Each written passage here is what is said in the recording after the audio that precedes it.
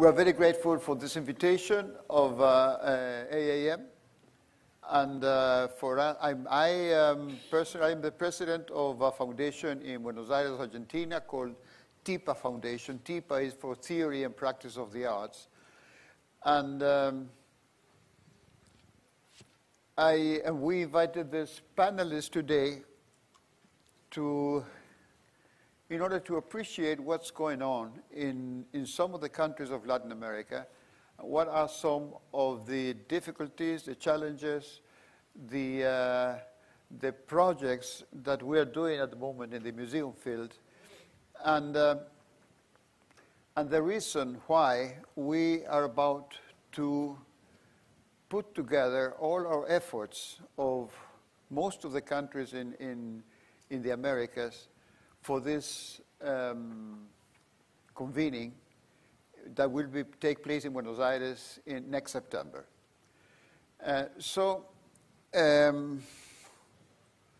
First of all, I should say a few words about Argentina, and this is the place where the encounter will take place. The conference will take place in Buenos Aires. It's a cultural center. We are expecting some 500 guests from different countries of the continent. And TIPA Foundation is a foundation that mostly does work on museum training for a new generation of museum professionals from Latin America. And we've been teaching and mostly this mid-generation people who are active up to now, we've done 2 what we call laboratories on museum management with people from different regions of Argentina, of Brazil, of Chile, of Uruguay, and we hope to go on teaching with people from other countries of Latin America. All through these years, we heard what all these students wanted to learn, what was the necessary knowledge that was required to make a change. We are definitely in favor of change. I think that museums in Latin America have mostly been created late 19th century, beginning of 20th century, and were very functional to what governments and what the states wanted to found as the idea of the nation. And museums help to that purpose, as well as did theaters and libraries and archives. But then, as time went on, that priority wasn't that evident, and the state started to pay less attention to museums. By that I mean less money to museums. And as we don't have the tradition, as there is in the US, of private donors in funding museums, we came to a very big crisis in which museums were literally abandoned. And so just beginning, I would say in the last 10 years, there's been a revival of museums, and there's more interest among private corporations and donors in trying to support this institution, and the necessity for that is being more established. In some countries, like the US and in Europe, we're talking about the 3 glorious decades in which the museums were converted into social institutions. And unfortunately, in Latin America, those 3 decades were, in most parts, times in which dictatorships ruled our countries, and we had tremendous cases of genocides and war. So we missed that trend that was so effective in the rest of the world. And we are at the moment of trying to come up to the challenges and make up for what was abandoned in the past. And this idea of getting together to discuss these issues among colleagues has a format which is not exactly the type of a conference format that the people in the US or Europe is used to. In this case, it's much more practical. By saying this, I mean that there will be, of course, panel discussions, but also we will have workshops. We have plenary workshops. We will have interactive sessions in form of a trial format. We will have visionary projects, case studies, small group hands-on workshops, and quite a lot of networking, because we think the network is the way in which we may start making that change among museum professionals and meetings, social activities. And we are inviting some 70 speakers to take part of dialogue sessions in which the themes will be mainly those of social relevance. I mean, I think all social issues in Latin America are relevant, and we will speak and discuss about the diaspora, the African diaspora in Latin America, and its representation in museum, which, you know, there's a big lack of that representation, although in places like Argentina, for example, in Buenos Aires, more than 40% of the population was black in the 19th century, in mid-19th century. And that also happened in many provinces and in many countries, and many regions within countries. So there's a lack of representation that has to be addressed. And at the same time, we will talk about the indigenous and the way that anthropological museums show objects and not what happens to people. I mean, indigenous are alive, and they must be part of this dialogue in museums if we want the museums to be relevant in our societies.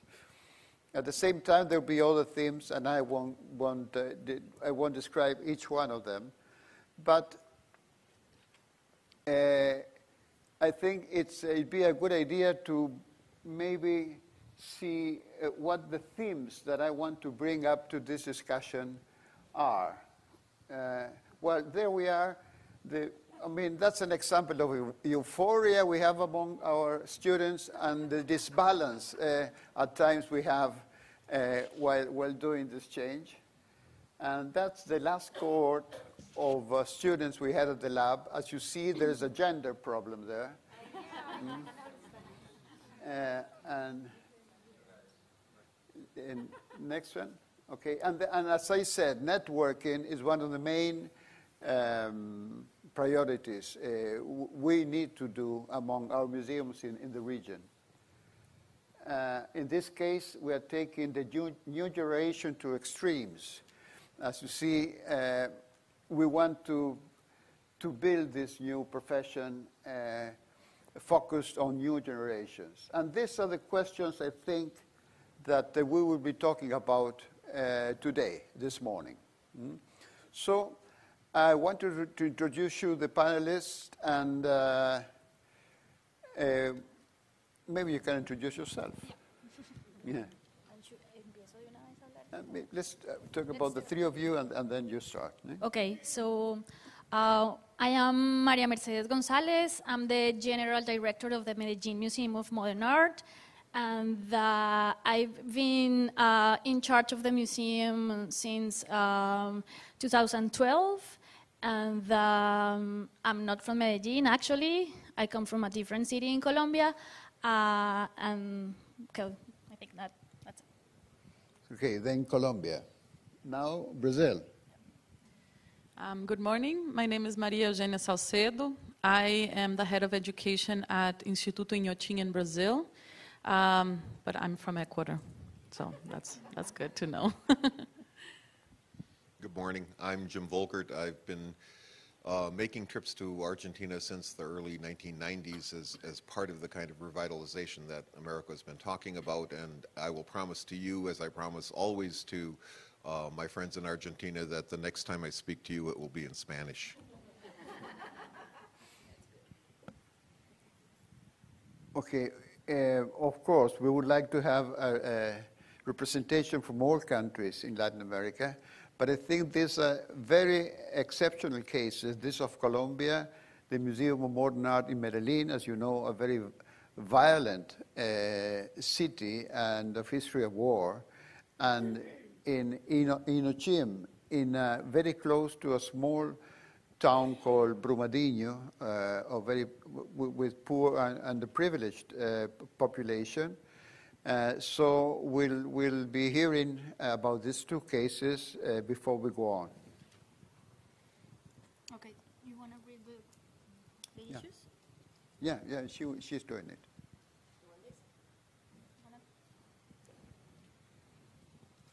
Okay, so thanks, Américo, for inviting me to share the Medellin case and experience, and thanks to the Getty Foundation for making it possible. As you may know, Medellin is the second largest city in Colombia, and it's the capital of Antioquia, which is a state, the second biggest state in the country. And the city is located on the central region of the Andes Mountains in South America. The city has an estimated population of 2.4 million people. And as Américo just mentioned, Colombia's history has been tainted by decades of violence and armed conflicts, and Medellin has been one of the nerve centers of such. Especially during the 1980s and 1990s, Medellin became one of the most dangerous cities in the world. Drug trafficking, urban guerrillas, paramilitary cells, and other criminal organizations used Medellin as a center of their operation. And sadly, the city was recognized by, and was sadly famous by this situation. As a barrier of resistance to the complexity of such a violent reality, the community, the civic society started to build a strong and powerful social and political will that, under the leadership of the three last mayors of the city, led to a series of urban, educational, social, and cultural transformation that included a strong belief in the power of education to change things, and programs and strategies that have improved the quality of life, security, and human development in the city. I don't know if you have heard today, Medellin has kept international attention. It has been recognized as a model city, and you can see a lot of people, architects, urban planners, policymakers, tourists coming to the city to see the transformation process.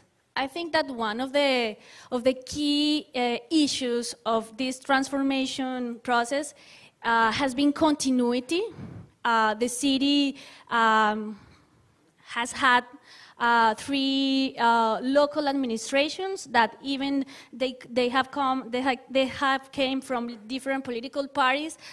There's been continuity in public policies, and I think that that's a key to succeed. So within this framework, the museum has not only survived, but also contributed to renew civic spaces and improve the quality of life of citizens. This is the current building of the museum, and this is how it looked like 7 years ago. It used to be a steel mill from 1938, and it is located in Ciudad del Río, which is an iconic industrial area that has been renovated. and now it's an important services center of the city. The museum was founded in 1978 by a group of artists, architects, entrepreneurs who saw the need to channel all the enthusiasm for contemporary art. And today the museum, it's a private, non-profit institution, which is a very special case in Colombia because most of the museums in the country are public institutions. So in 2006, the mayor's office endowed the museum with this building, and as I said, the recovery was designed by a group of architects that wanted to preserve the industrial mood and the industrial atmosphere of it, which is in a way a symbol of the whole industrialization process of the city. Today, the museum, as many museums in the world does, the museum has a collection of modern and contemporary art, especially from the 20th century. And its annual programming has included monographic exhibitions from Colombian artists, international artists. We have tribute shows to Colombian masters and exhibitions and spaces devoted to emerging and young artists. The educational and the cultural agenda is vital for us. We are a museum aware of the city and aware of its context, and I think it is reflected in all the workshops and activities that we have with the different publics. So this is our latest project. We are working on an extension project. It's a very ambitious and huge building. It's a $9 million project. We are very excited because we're doing well with the fundraising campaign, and I'm not exaggerating, but I think this is a sort of a miracle in Latin America. I mean, to have a new building specially designed to be a museum. And it is possible thanks to the generosity of the mayor's office, who contribute with the 50% of the resources. And then the museum had the commitment to fundraise the 50% with foundations and the private sector. So it's a 7,200 square meters building. We're going to have new galleries for our permanent collection. We're going to have an extension of the deposit. We are having a theater as well with 250 seats. We are having administrative area and services. We're going to have like some multi-purposes rooms to conduct all the workshops and the activities with kids and different kinds of publics. And we were having like all these accompanying services like a coffee shop, a bookstore, etc. So the project is marked by a major physical expansion, but the core of our efforts is an investment in arts, artists, and the growing audiences who will engage with the museum's new programs, exhibitions, and the collection.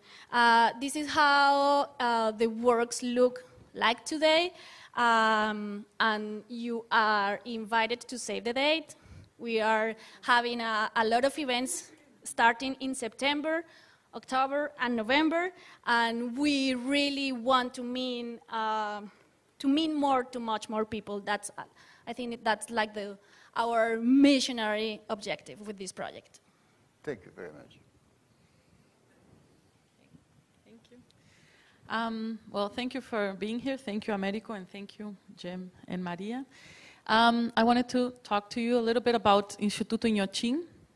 I'm going to just read off so I can guide myself here, and please take a look at the images as well. So Instituto Inhotim is a private non-profit organization in Brazil. It is located in the city of Brumadinho, which is 60 kilometers from the state capital, Minas Gerais. The state capital is Belo Horizonte, which is actually where I live. Can you just show the next image? Just here you have an idea. Both first images are just the idea of the dimensions of Inhotim.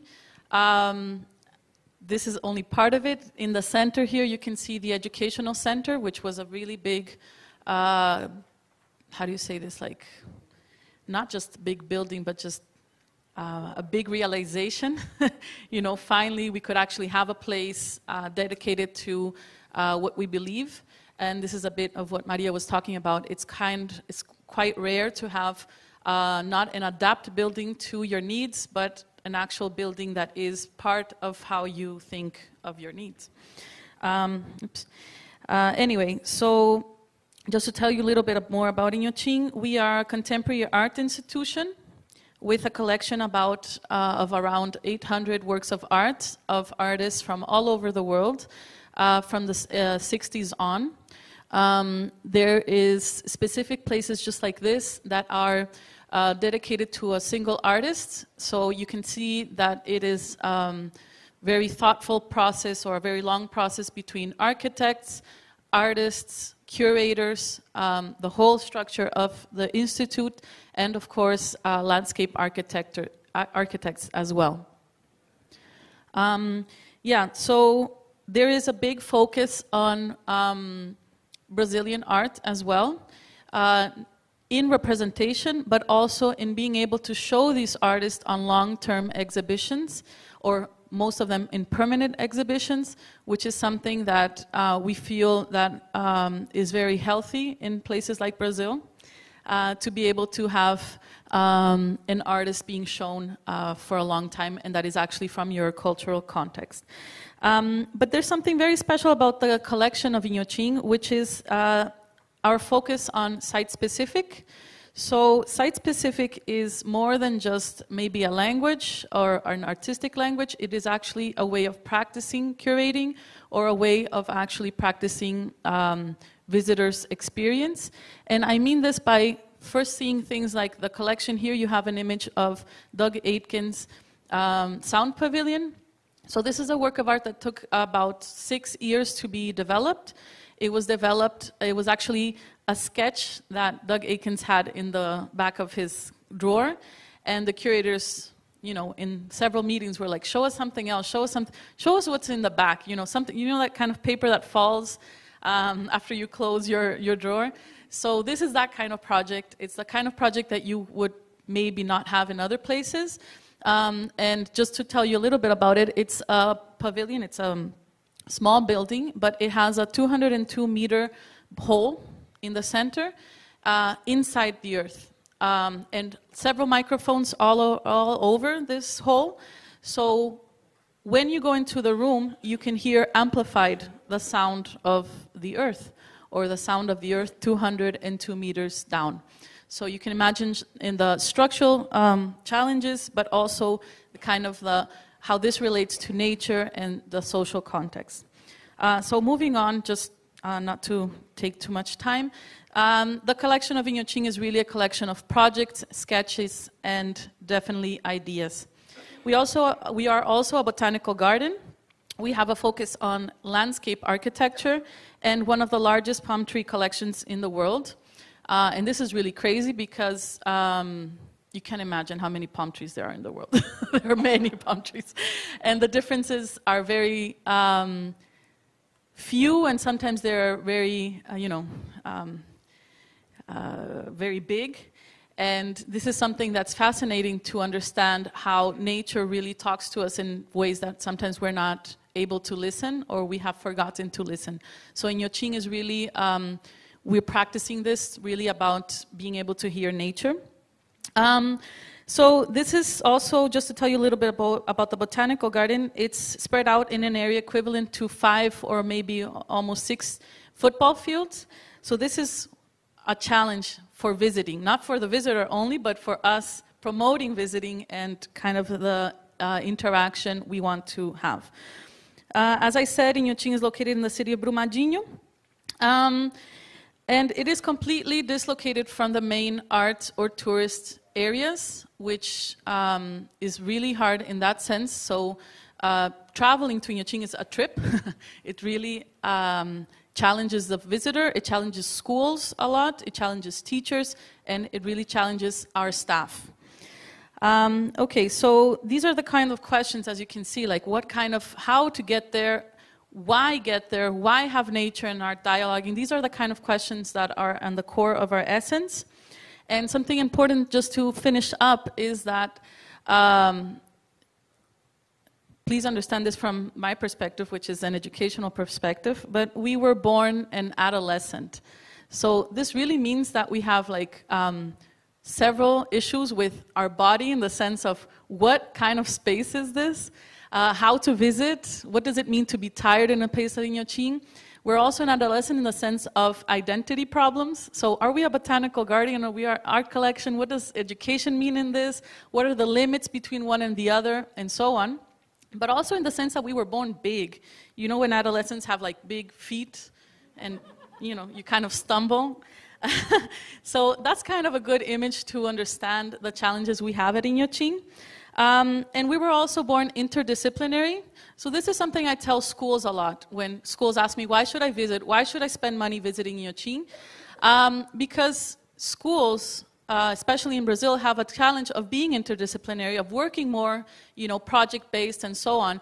And this is our context. This is how we were born. So we're not asking our questions how to do it. It's like, now that we are, how to do it. You know what I mean? Anyway, so as I said, this is a very site-specific oriented space, and this also reflects on the educational values. Many museums spend their first years understanding their collection, and we're still working on understanding actually the relationship and connections between society, education, the collections, and just this whole atmosphere. Anyway, I will have more opportunities to talk a little bit more about this, but thank you, and yeah, let's move on.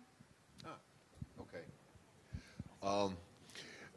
I'm Jim Volkert, and as you can see, it's an extraordinarily exciting time in Latin America, and to a great degree, it's because of the gentleman sitting to my left, who has fostered and sort of shepherded this notion of energetic activity throughout Latin America, and most particularly in Argentina.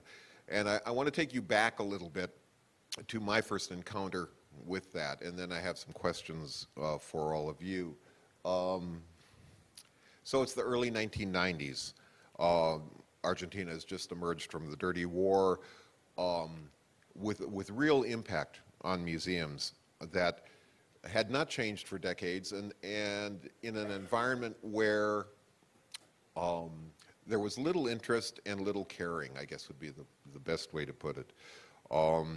And at the same time, as Mako has said, the world of museums was changing, most particularly in the United States about that time, but certainly in Europe also.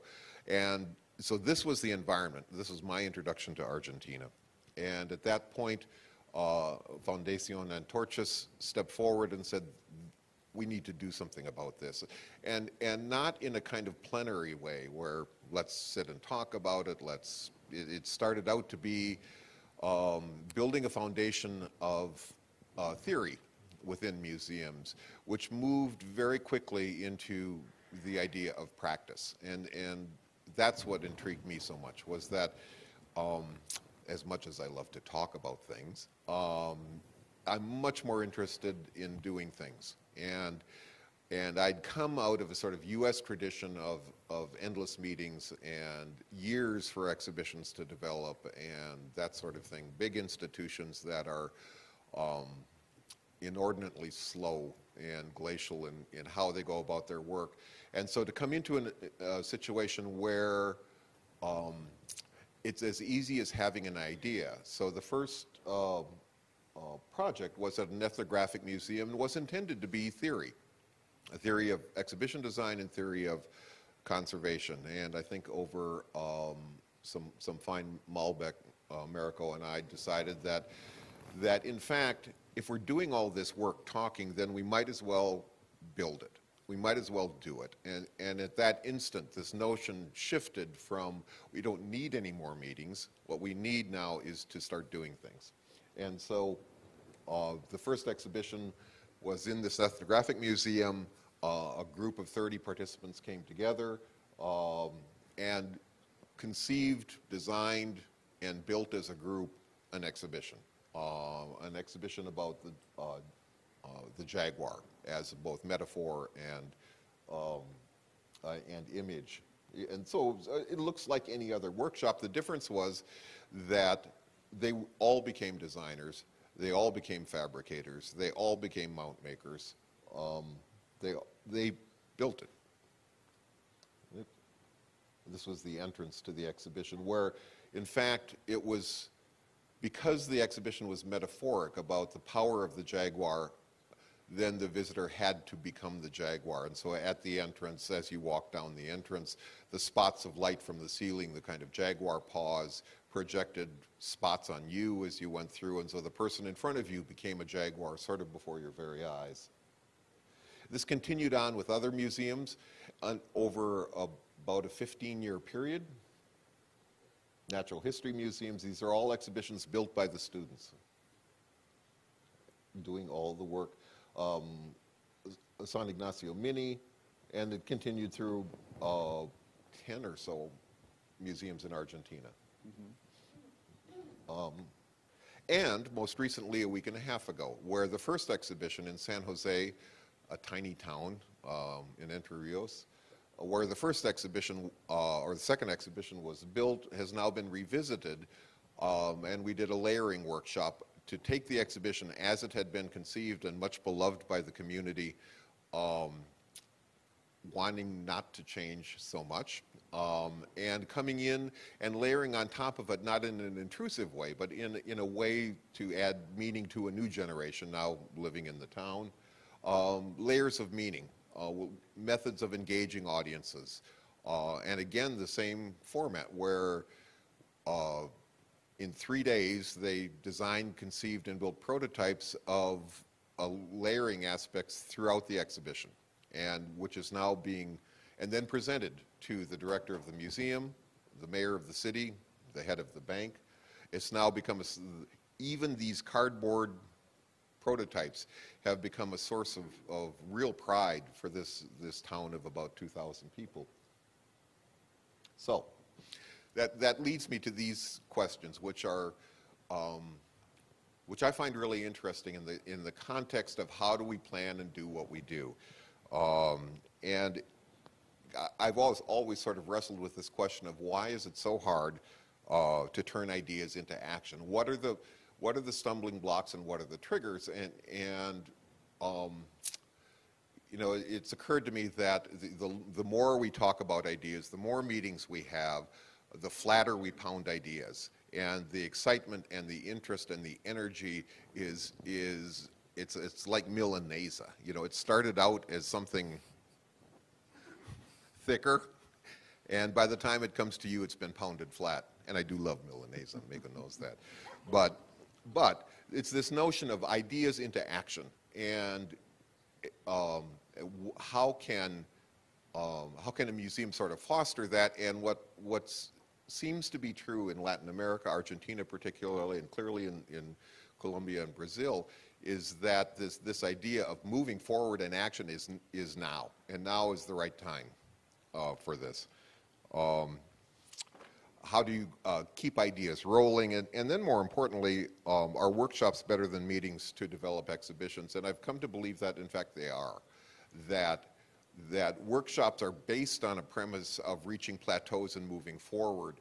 Meetings are kind of circular discussions that generally end up where you started.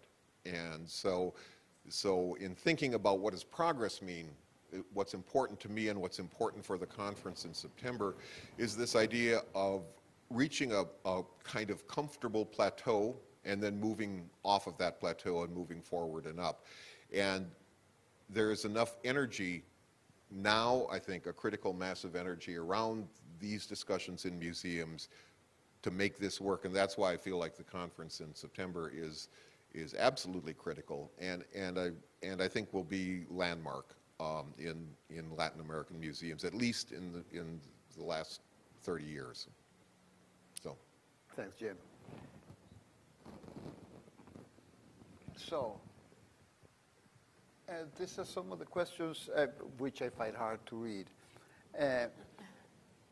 But that we initially had posed as things to discuss, which I'm sure they're not only raised in Latin America, but they are particularly important in Latin America. And one of them is how do the social issues impact the policies of museums? And as I said, as Maria was saying in Medellin, I mean, just the fact of surviving in such a context is of great value. And if we, as Jim said, if we wait until we are not in a crisis to perform, I mean, we will never do anything. I mean, ours is a constant crisis. I mean, now Brazil is going under political and economical crisis. Argentina is under an inflation crisis. Colombia is still at war, and so on and so forth. But I mean, are we going to wait until politicians solve our problems, or shall we work towards that progress? And so maybe you can tell us from your personal experience, Maria, of how is it to perform in a museum and have the audiences interested while they're being surrounded by what other people who don't belong to museums would say, no, wait, we first must remedy social issues before thinking in museums. Mm-hmm. Okay, so even though Latin America is not a uniform region, I think that ours is a region in which social, economic, political realities affect directly the museum's action and museum's activities. For example, in the case of state investment, in a country like Colombia,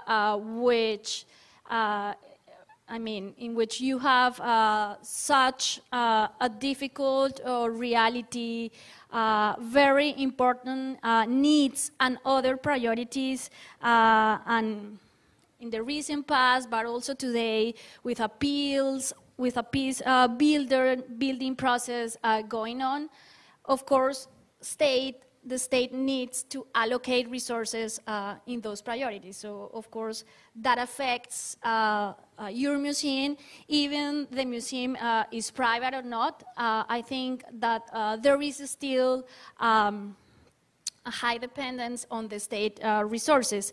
But I think that since museums are part of this whole thing called society, in convulsing times, for example, museums are committed to point out questions, to offer a space of reflection, to offer a space of reconciliation. So social, political, and economic realities affect not only museums in Latin America, but in the whole world. And in good times as well, the country attracts visitors, if the country attracts interest, if the country attracts investment, of course, that will benefit your space. But as you say, we are in a way used to work in that way. Latin America is a very, convulsion has been part of our histories, even though Argentina and Colombia has had different sort of violence, but at the end, we are always in this sort of storm and trying to survive, but also trying to contribute to build a better society. there is a balance here. I mean, some political officials have lately thought of museums as organizations that can present contemporary issues, political issues, and many exhibitions now show our bias towards some ideas that the government want to enforce into the population, that is a new trend that we've been finding in some museums, and some museums that have been created to pursue that political effect. I mean, that's why, I mean, one may say that museums are permeated towards social problems, but that doesn't mean that they have to be biased towards a particular ideological strategy. But still so, what can you say, Maria Eugenia, of political crisis and maybe it's such a big question, but in the particular case of because Minas Gerais, Belo Horizonte, Brumadinho, I mean, that's a rich mining region of Brazil, at the same time with some very poor populations, and in that milieu to have such a wonderful museum and natural gardens as we have been shown, it's an exceptional opportunity to be to create citizenship in that place. Yeah, it's a big topic, and actually I didn't take a look at the price of metals and mining today in the stock market, because educators have to do that if you want to work in a place that actually depends a lot on that kind of market. But I just wanted to take the conversation a little bit to the sense that of this idea that we can't afford to wait or to be witness of these transformations, be political, social transformations. And actually, again, I will always do this, thinking of educational departments, maybe some of you know this context. We kind of are used to this kind of waiting. I don't know, at least I can see this in my team.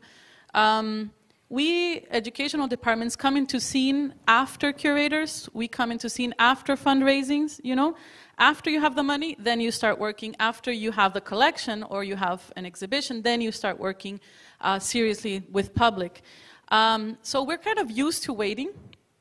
And, you know, when you wait for someone, I don't smoke, but some people smoke, patience. You know, you kind of tap your fingers and you start doing things that seem kind of useless. You know, you're like, okay, what do I do? Eventually, the longer you wait, you start doing more useful things. So I think this is a really interesting kind of metaphor. I don't know if it's exactly a metaphor, but image that is very strong in how we decide to wait or how we actually deal with this kind of political crisis that sometimes is very strong in the sense of not being able to be kind of biased, but you have to. So this, again, you have to be very patient with a scenario. But I'm saying this because it's important to understand the importance of action in an everyday basis. So I'm saying this from the bottom up, and I believe we can really show how the institution, but the society, how things can be done in the sense of a workshop, which I really enjoyed what Jim said about workshopping, because the idea of having all energy or the right amount of energy moving something is really interesting. I think museums in Brazil at least take on this kind of role while we're waiting. Why don't we go to a place that my energy, you know, my tapping of my foot maybe put into good use. So if everybody's tapping their feet together, maybe, you know, it's kind of working. So yeah, in Inhotim, just to sum up, is a special place in the sense that we can do this in a kind of scenery that most cities nowadays don't really have, you know. So we have seen in Belo Horizonte, which is the capital, but it's kind of very influenced by, we're very influenced by Belo Horizonte, and Belo Horizonte is very influenced in the cultural scene by Inhotim, in the sense that we have seen people in recent years really taking a political stance as to, we want cities to work. So it's not only about this kind of cloud that is politics, but it's like the small, everyday politics. Like, how do I deal with my neighbor? How do I deal with the park next? How do I deal with Carnival? I don't know, this is something very exciting to me specifically because I love Carnival, but this is something that has changed Brazil a lot, how we deal with Carnival, and that is a political stance. How do you deal with Carnival, Jim? I wear masks. I want to pick up on that a little bit, and I can only speak as an outside observer. So I've not lived through this myself. I can only relate it to my own experience in the U.S. But I have to say that over the past years, what I've seen emerging is a kind of a sense of pride, you know, a real sense of ownership and pride. When the exhibition in San Jose, which is a tiny town of about 2,000 people, if that, opened, there were 3,000 people at the opening in a town of 2,000 people. So this past week and going back, there's a kind of community ownership that is rarely seen, that I've rarely seen in the U.S., where members of the communities believe it to be their place. And it's less about, as we would talk in U.S. museums about, you know, how are you represented, and, you know, those long discussions about identity and representation. It's more about pride of place, you know, that museums can step into that role. And I think that the investment that I've seen over time in Latin America is not so much about money, but it's an investment in staff experience. So when Maria talks about, you know, we can move the world by tapping our feet, in fact, that's true. One of the main issues in our countries is a question of public and private. As I said in the beginning, the state, in a way, doesn't hold museums anymore as one of the main institutions. I mean, nation is already built. They don't need to rebuild it. That's what I think. And so it's not given priority, and we're working into another hybrid models of governance. So there is a crisis in governance, because still museums, like I would say 90% of the museums belong to the state, and museum workers, museum professionals, are in the lowest grades of their administrative career. I mean, it's not even a career. I mean, they're in the lowest grades of administration.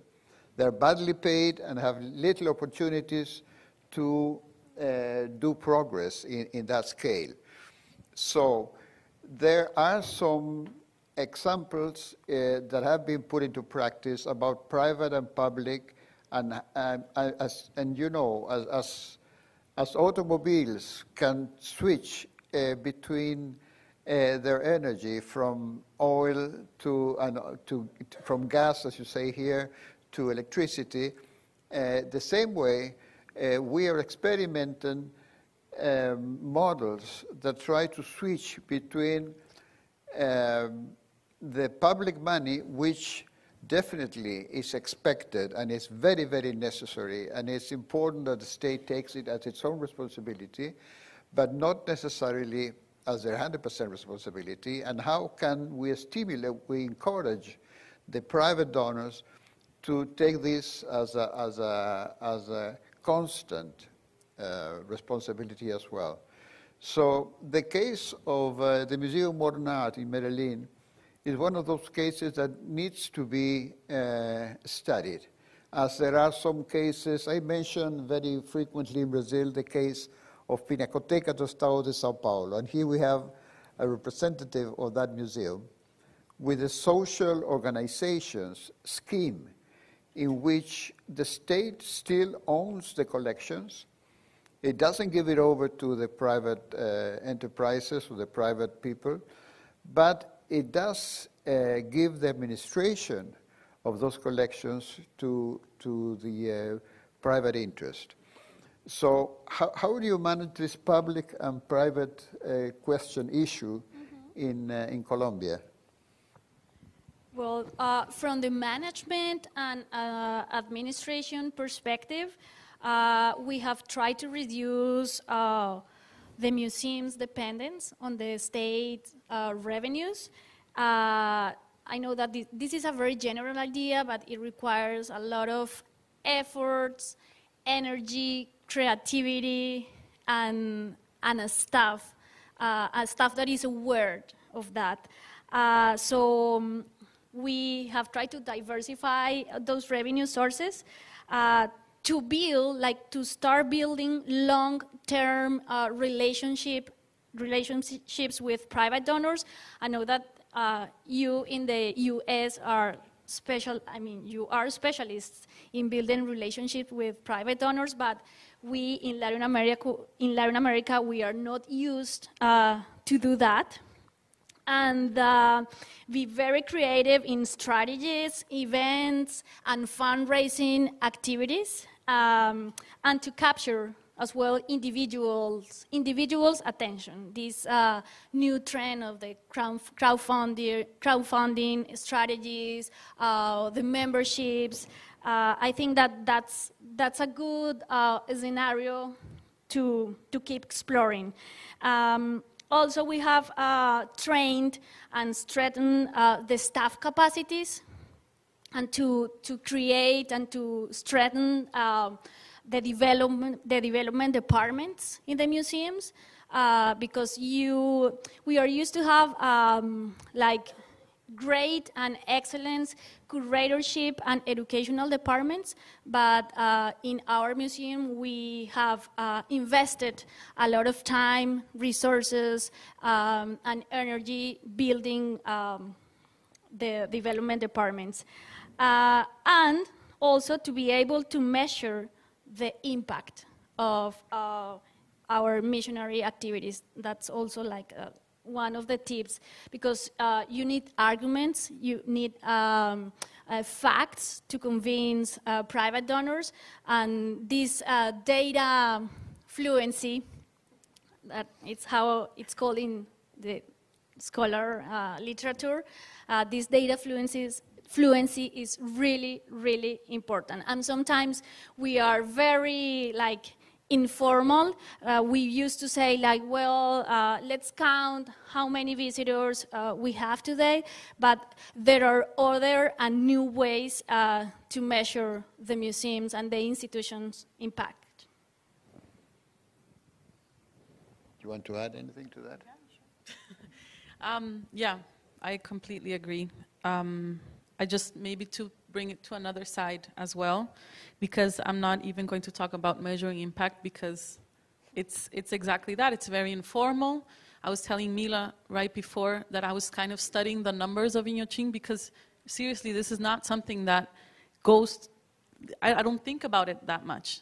Not because I don't want to or I don't have to, it's because really it's the way we operate. So yeah, it's important. I just wanted to mention 3 things very quickly. One is maybe trying to work on the understanding and creating a culture of fundraising, but not only in the level of who's going to fundraise, but who's going to receive the money as well. So I think this is kind of the closing a circle, and really understanding that it's really about cultivating a new way of looking at things, new way of looking at resources and things like this.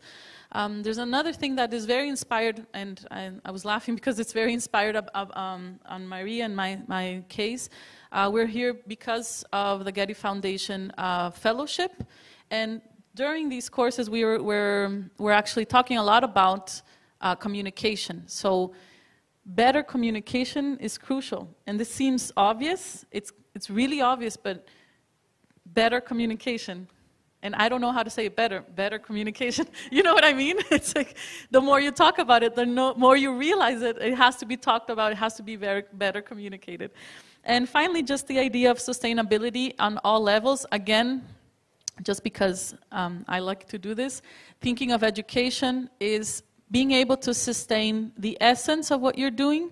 So not only being sustainable in the sense of resources, but actually thinking of your essence, your values, your ideas, what makes you special, as sustainable as well.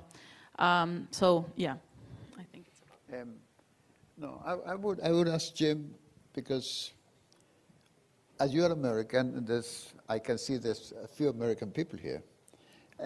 So what would you think is attractive?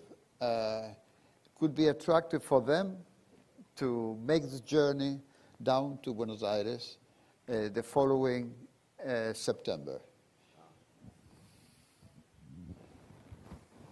Well, I could start in Recoleta, and no. I think what's so interesting to me about it is, again, this notion of there's a kind of self-generating energy that's happening, because it's not coming from anywhere else. It's coming from within in a lot of ways, and for those of you that may be embedded in large institutions in the U.S., for example, it's hard to pinpoint that kind of energy because it's so diffuse. It's difficult to see, but with all of my interactions in Latin America, it's on the surface and apparent and can be tapped instantly. So there's a kind of energy there that I don't find so much in the U.S. So I think I'll go. Do we have any question? Is anybody from the audience? There's a mic there. If you want to make any question, yes, please. Use the mic so it can be recorded. Okay. Hello, my name is Antonio Rodriguez. Is this working? Yeah. Okay, perfect. My name is Antonio Rodriguez.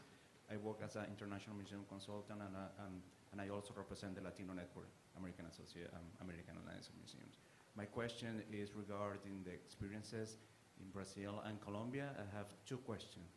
One, could you summarize in one sentence your biggest challenge in these journeys? In case of Colombia, building a new museum. In case of Brazil, positioning your current projects. That's one. And the second is, do you have current collaboration with other countries in Latin America and in the U.S. in terms of strategic partnership and alliances? Well, regarding the first question, in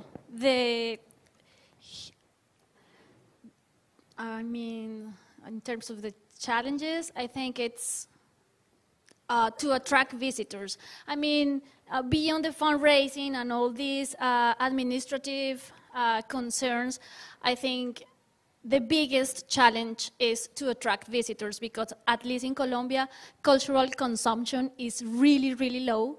For example, in the case of museums, only the 12% of the population visits museums. So I think that, that's the biggest one. We have to attract, to engage, a society that is not used. It's not used to read, it's not used to go to museums, it's not used to go to the theater. So I think that's the biggest one. I think it's very brave that she says that, because normally museum people hide that fact. Mm? Yeah. And every year when they asked by the Ministry of Education or of Culture how many visitors you've had this year, they just add 100 more to last year. Mm? But so I think, yes, that's a big, big issue I think in all of our countries. Thank you for your question. The biggest challenge in a sentence would be this: understanding that challenges are interdependent and complex. So I'm going to go beyond that sentence. Understanding, I think the biggest challenge is really understanding that challenges are interdisciplinary, and that or you need like superheroes with many powers, or you need stimulated and curious teams. You really need to understand, for example, in any context, that education is as important as curating, that curating is as important as fundraising, that fundraising is as important as your visitor service. It's really simple. It's really hard.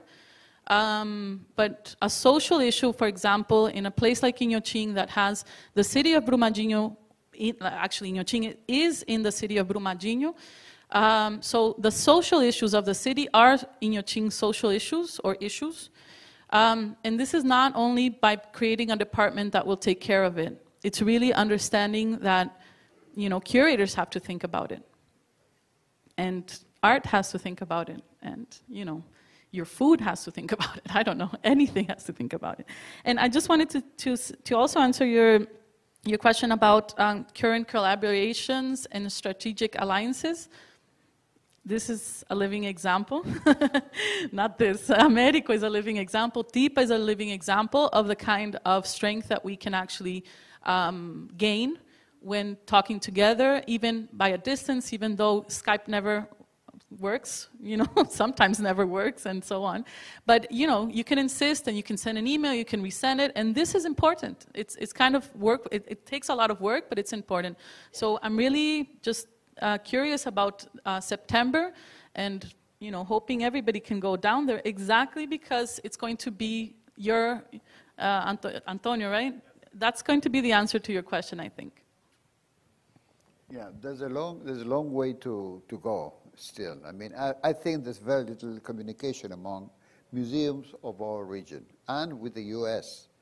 I mean, for a long time, museums thought that the most important part of their mission in order to have a bigger audience was to bring in smashing exhibitions that had been done elsewhere. So the relation with the US was trying to bring an exhibition from MoMA or exhibition from LACMA, I mean, which is great, but I mean, it's not enough. Good morning, saludos. I'm Randall Woodeman. I work at the Smithsonian Latino Center, like Antonio, very involved with the Latino Network. And my question is, how do you think US-based museum workers could contribute to the conference? And I'm thinking areas maybe that you mentioned like fundraising or collections management or audience studies. What kind of expertise do we have here that might be able to contribute? Well, every task related to development, I think you are very, very good on that. We also admire American museums' capacity to measure the data fluency we were talking about. And also the way in which you engage and attract visitors. That has to do a lot of communications.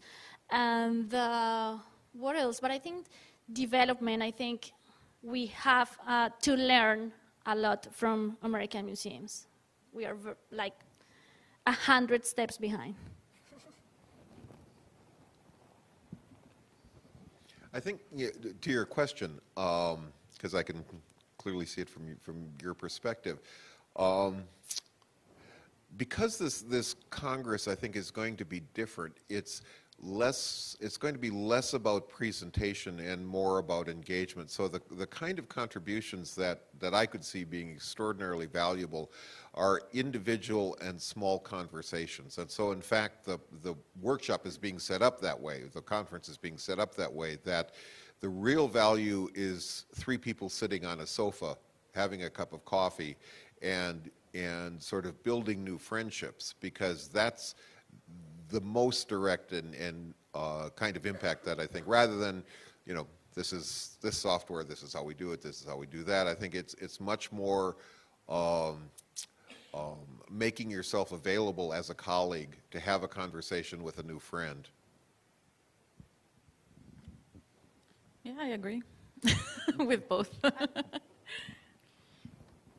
We have also have to learn about your culture of associations. I think that we in Latin America work like everyone is an island.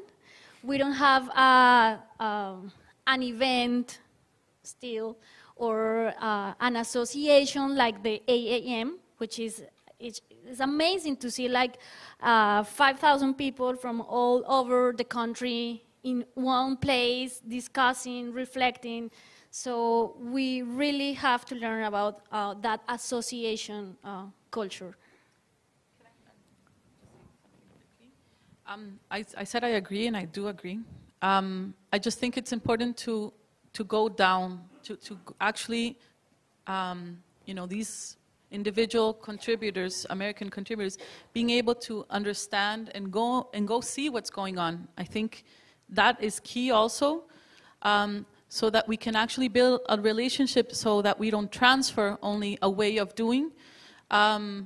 But, I think of course we are islands, and I think this is true in a Latin American context, and it's kind of a sad truth, but it also has interesting characteristics to it. So why not?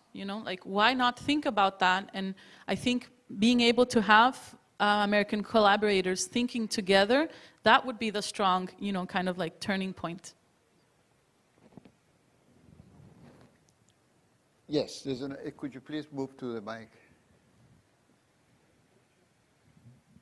I'm Kathleen Brown with Lord Cultural Resources in Toronto, and I just wanted to speak to the question that you asked earlier about why would museum people from here go to the conference and try to encourage. So I'm going to make a little pitch, okay? The way I see it, in working in Latin America, I mean, I have very, very minimal experience with it. What I found is that it's exactly as you've described it. You haven't created these boxes and these silos and these ways of working individually. You've really worked collaboratively and with the mixing and melding of ideas that is really refreshing and fresh, right? So when after having come to AAMs for about 35 years now, and you've seen some of the same issues chewed and rehashed and talked over, and some of them we still haven't come to solutions on, some of them we've gone way beyond.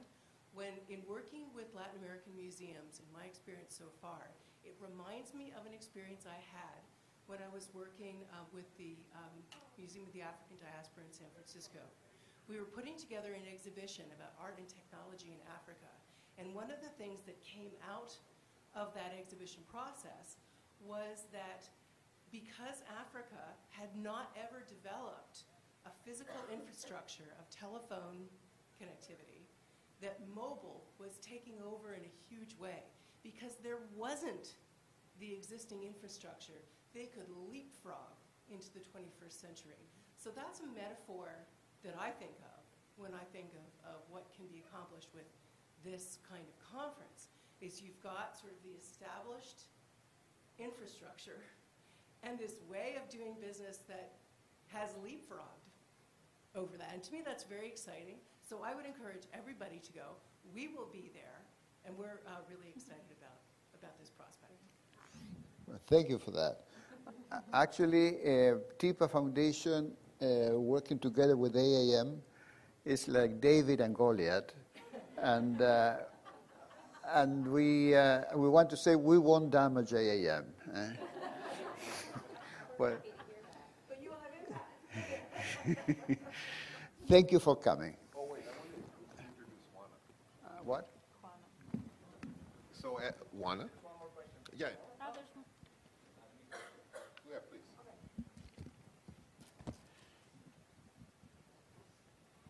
My question relates more to collaboration. I'm Evelyn Figueroa. I am a project director at the Smithsonian Institution Latino Center, and one of the things relates to collaboration. I have worked a lot for quite a few years with smaller museums in Latin America, helping them creating the infrastructure that give them a little bit of sustainability and that they can play a major role within their communities. Looking at Brazil, looking at Colombia, and other major museums, what you're doing is great. You have such an amazing buildings, way modern, a lot of resources. My question is how foundations like TIPA and museums like yours, how do you collaborate with the very small museums that are trying to emerge and exist because they really is the mean for the community to identify itself and preserve their own histories, and how the resources, especially for TIPA, are equitably distributed within this museum as much as possible. I know it's not necessarily possible the best way, but at least how much access these smaller organizations have in order to maintain themselves and move forward, same as you guys with the big museums move forward. Well, I think I have Mike here.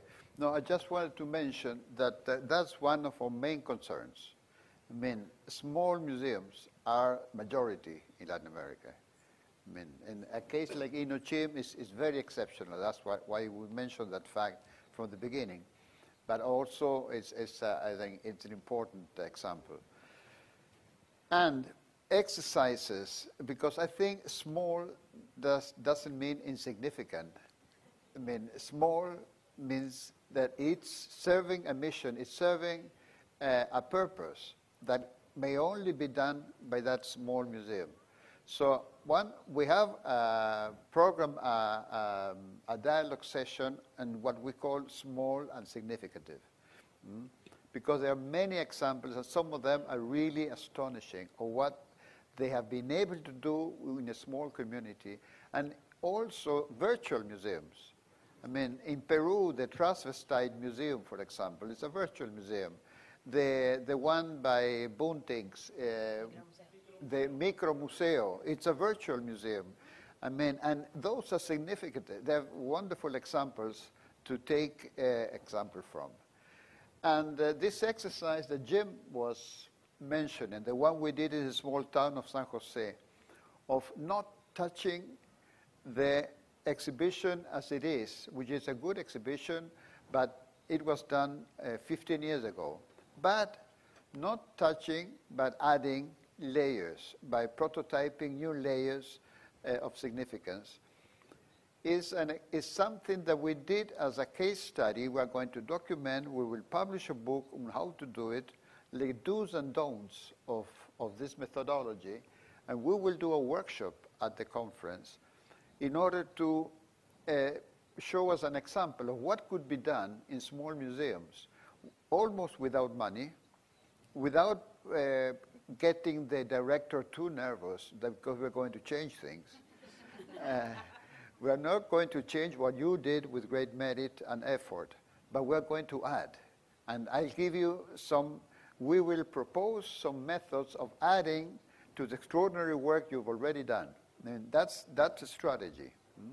So we are thinking all the time in those small, and I'm very happy that you raised that up, because that's a main target.